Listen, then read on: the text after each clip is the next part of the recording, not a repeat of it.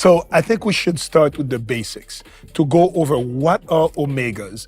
Because I went to medical school, I have a nutrition background, but there's so much noise and misconceptions about omega-3s, omega fatty acids that I want us to start from the beginning.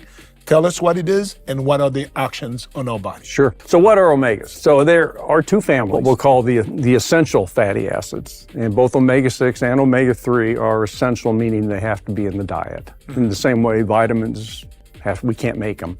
So we have to get them from the outside in. Have to eat them. When we say essential in the nutrition sense, we mean you've got to have them because you can't make them. Almost further down you get the food chain, animals can make more and more and more of the stuff they need. They can make it. They don't need vitamins. They don't need vitamin C like we do. But the essential means that basically you die without it.